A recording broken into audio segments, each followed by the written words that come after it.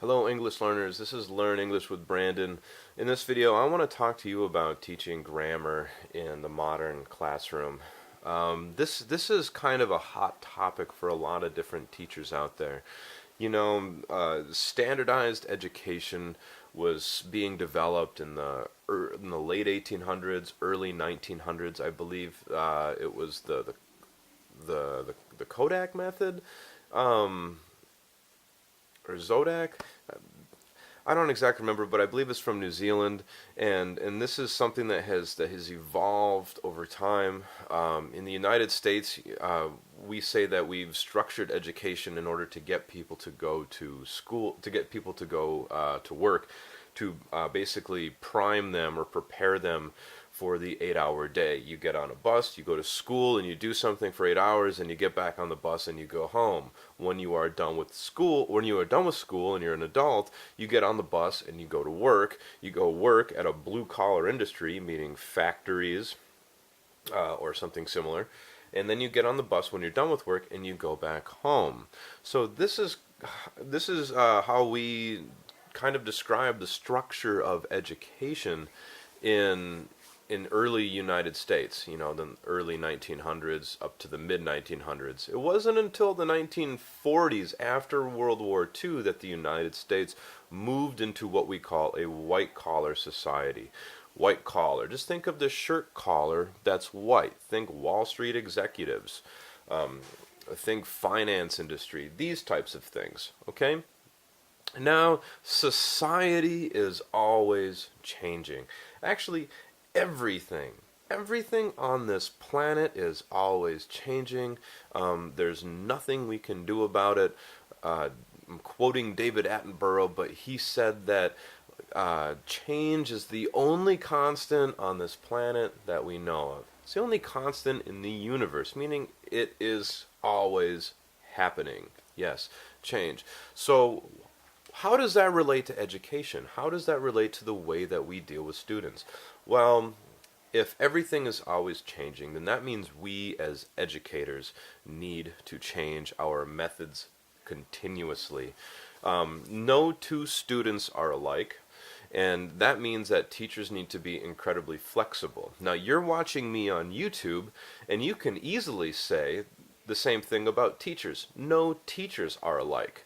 Which is why it's great that you're watching me on YouTube and you can check out many other teachers there to find out what suits you best, right? For free. That's a cool thing. So, with everything constantly changing, as educators, we need to look back and see what was done in the past and what has worked and what hasn't really worked. Okay, a lot of institutions don't want to do this, and if you do a little bit of research on the quality of education in the United States right now, compared to the rest of the world, you would likely find that the quality is a little bit lower than what it used to be, say 20 or 30 years ago. But I want to ask you a question. What do you think are the top two countries with education, from primary education all the way until, say, postgraduate education? Yes, from being little children to being doctors or people with PhDs, what have you. What two countries do you think? Well, we have what's called the PISA exam, and this kind of gauges countries on their education system. And the top two countries are Japan and Finland.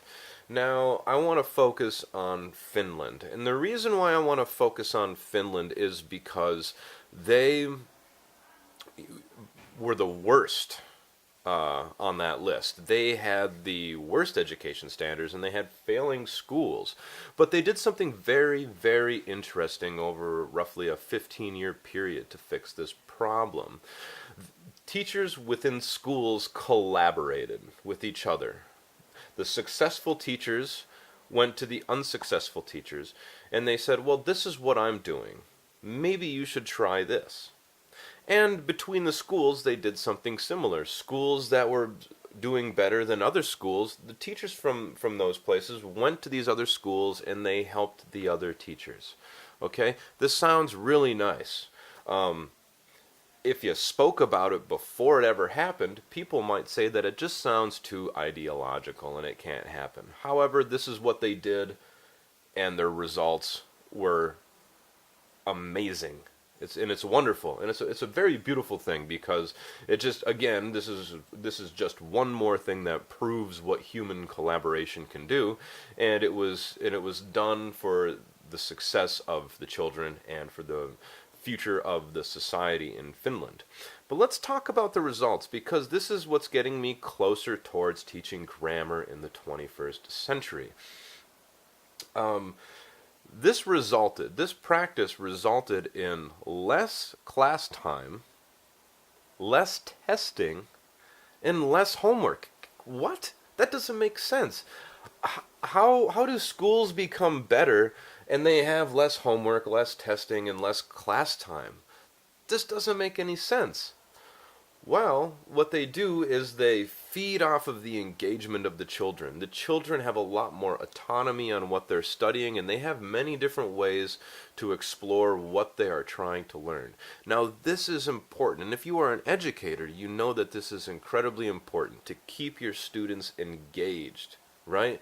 If you make a student sit down and you have them do all these drills for the entire class, and you have their nose stuck in a grammar book, this is going to be very boring for the student. And even if the student really wants to try, there's probably a better method out there that has a lot more engagement, a lot more fun in it.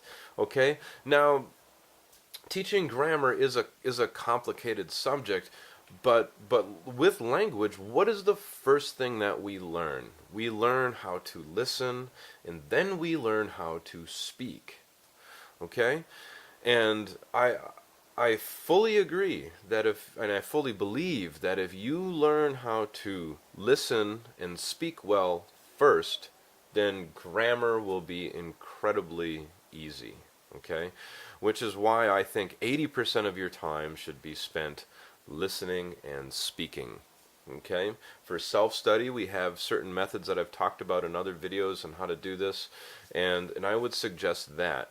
But when it comes to teaching grammar, I think that this ultimately depends on your classroom setting, and I think it depends on the children, of course, that you're working with. Now, if you're a language learner watching this video, I would really insist that you practice listening. And you practice listening to some of the greatest speakers in the English-speaking community around the globe. People such as David Attenborough, Noam Chomsky. These are intellects, philosophers. You could listen to scientists, Carl Sagan, Neil deGrasse Tyson. These people talk about a subject in a very articulate way, but it's a way that if you learn English in that manner, then you will speak very well. You don't want to listen to the average person on the streets in the United States. You don't want to learn how to speak like them. Of course, you want to be able to hear them and understand them, but you don't necessarily want to make it your goal to sound like them, because the average person in the United States speaks at around a 6th or 7th grade level. For example, Donald Trump, he speaks at around a 2nd grade level. So we don't want to try to speak like these people, because their level is very low. If we take somebody who has a very high level of articulation, a high level of vocabulary, and we try to speak like them, we will surpass all those people below them along the way. Okay? So, just to recap, I think the most important thing when teaching grammar is to teach it in a way that's enthusiastic, so that it doesn't feel mechanical. And the best way to practice it is to listen. And then you can take it a step further by practicing your listening and recording yourself saying what you've listened to, just to make sure that you're saying it and you remember it just the way that they said it. Okay? I hope you found this video interesting. I've given you a lot of concepts here, so if you have any questions or comments or things that you agree on or disagree on, let's engage in a dialogue over this so that we can expand on this issue and hopefully give something to the YouTube community that's good for the students as well as teachers out there. So thank you so much for watching this video. Please subscribe, and I'll see you in the next video.